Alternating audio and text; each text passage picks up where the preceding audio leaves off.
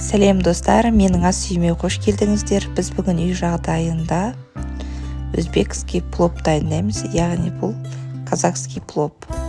Ендеше кеттік, бастаймыз. Ең бірінші осылай күрішімізді алып, қайнаған суға бұқтырып қойып қоятын боламыз. Мен шамамен 3 кесе күріш басып жатырмын. Енді күрішімізді жақсылап жуып алдым. Енді осы күрішіміздің үстіне тұзымды салып, оның үстіне қайнаған суымды құйып, бетін жауып, шамамен 20 минутқа қойып қоятын боламын.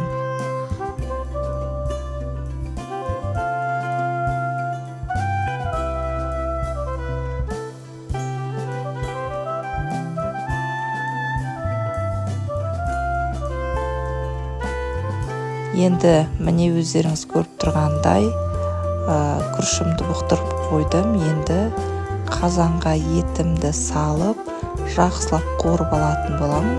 Міне мен негізінде етті қызарғанша қуырған жақсы. Яғни сол кезде мынау жасап жатқан пловымыз дәмді болып шығады. Яғни оның үстіне пиязымды салып, оны да қуырып алдым.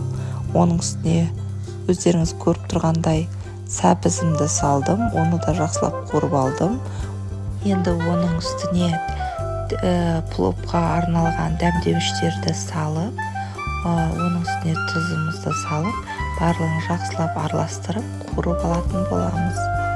Енді сәбізіміз жақсылап қуырылып болғаннан кейін үстіне шамамен мен 3 кесе күрішке 3 кесе су құятын боламын. Оларды жақсылап қайнатып аламыз. Міне күрішімізді бұқтырып алдық. Енді алып міндетті түрде суық суға жуып аламыз. Себебі тұзы ашты болып кетпеу үшін. Одан кейін қайнап жатқан қазанымыздың үстіне салып, барлығын тағы су тартылғанша қойып қоямыз. Одан кейін барып, бетін жауып бұқтырып қоятын боламыз. Достар, бүгінгі мені жасап жатқан пловым сіздерге ұнап жатса, міндетті түрде лайк басып, коммент жазып кетуді ұмытпаңыздар. Сондай-ақ менің каналымда түрлі тағамдардың, салаттардың, сусындардың, пирогтардың рецепттері бар. Көрсеңіздер болады. Міне пловымызды осылай барлығын жан-жағынан осылай ортаға жинап алатын боламыз. Енді оның ортасынан ауа шығып тұру үшін ортасынан жақсылап тесік қалдыратын боламыз.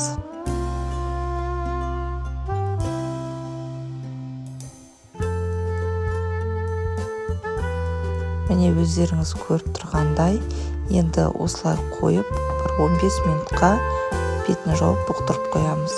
Міне біздің пловымыз дайын болды. Міне шашпа плов болып шықты, өздеріңіз көріп тұрғандай. Осы рецепт бойынша сіздер де жасап көріңіздер. Міндетті түрде керемет болып шығады. Барлықтарыңызға ас болсын.